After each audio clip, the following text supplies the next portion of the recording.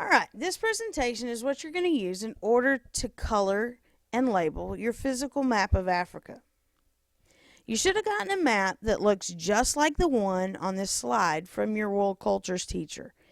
If you didn't, you need to go back and get one. Okay, a couple of things before we get started. First of all, you need to label in ink. Labeling in ink stands out better, and if you color over it, it doesn't smear like pencil does. So make sure you label in ink. The other thing is you need to color the different land features the same color that you see on this presentation. Just to give you a little heads up, your deserts are going to be yellow, your mountains are going to be brown, and your rivers are going to be blue. Okay, so you might want to go ahead and have those map pencils with you. Yellow, blue, and brown.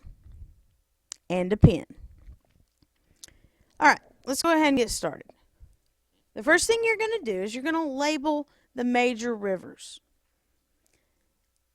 You're going to label the Niger River, which is in West Africa.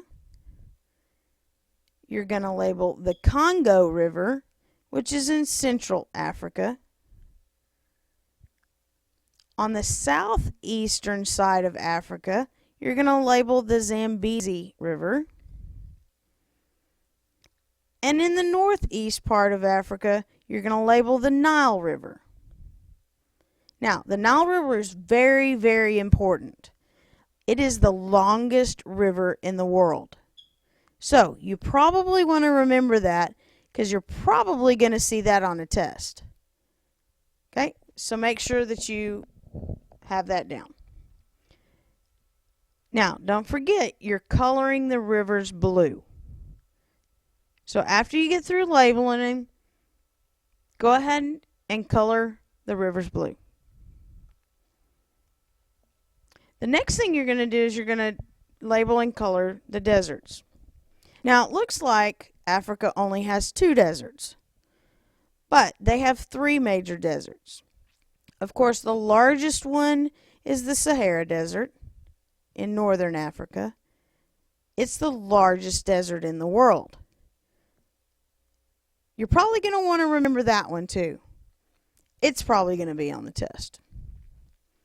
Down in the southern part of Africa, on the west coast, you have the Namib Desert.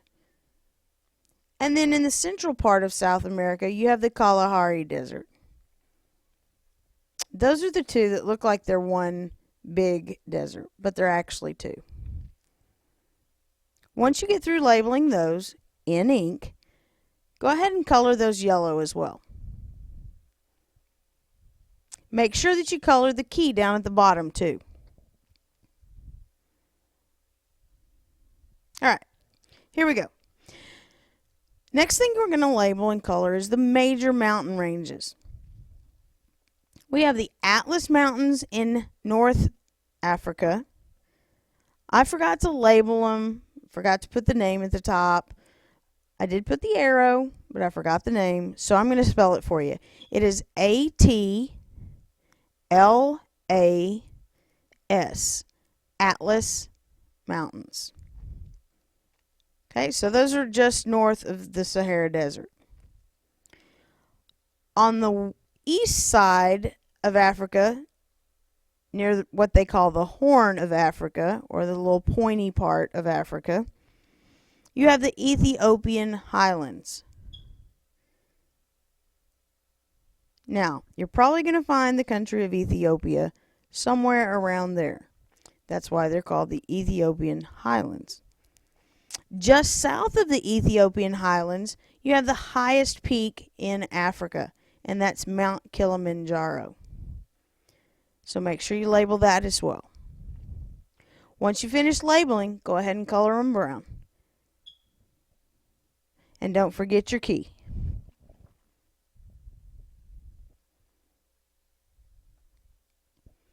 Alright, next we're going to label the lakes and other land features. Just below the Congo River, we have the Congo Basin. Now, if you remember when we were talking about South America, we had the Amazon River, and then we had the Amazon River Basin. So a basin is basically just the area around a river. It's the land around the river. All right. If you look in the central part of Africa, you have Lake Tanganyika. So go ahead and label that. A little bit further south, you have Lake Nyassa.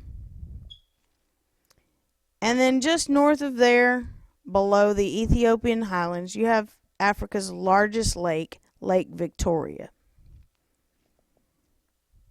If you want to go ahead and label or color the lakes blue, you can go ahead and do that, but it's not required.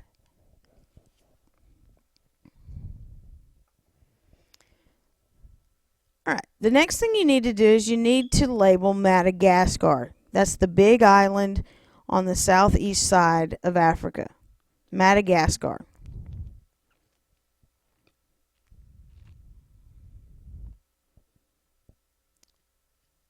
Next, you're going to label the bodies of water that surround Africa. In between Madagascar and the continent of Africa, you have what is called the Mozambique Channel. If you remember back to when we talked about Europe, we had what was called the English Channel, which was between England and France. So this is basically, it's the same thing. It's just called the Mozambique Channel, and it's between Madagascar and the continent of Africa. Now, if you go to the south, to the very southern tip of Africa, you will find the Cape of Good Hope. Continue to the west, and you will find the Atlantic Ocean. Just north of where the Atlantic Ocean is labeled, you have the Gulf of Guinea. Follow the border of Africa all the way around, or follow the coast all the way around, and you're going to come to the Strait of Gibraltar, which is just above the Atlas Mountains. We've talked about the Strait of Gibraltar once before when we were talking about Europe. It's in between Spain and Morocco. You should already be familiar with the Mediterranean Sea, which is just north of the Sahara Desert. It's on the northern coast of Africa.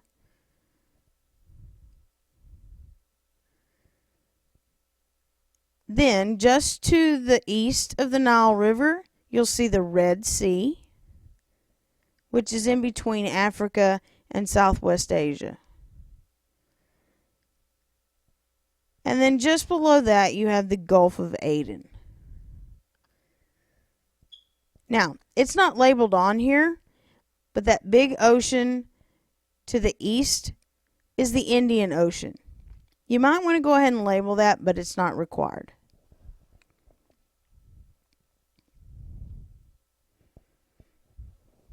All right, once you've got all of that completed, you're finished with your physical map. Make sure that you labeled in ink and that you use the same colors that we used on this presentation. Yellow for deserts, brown for mountains, and blue for rivers. All right, you're finished.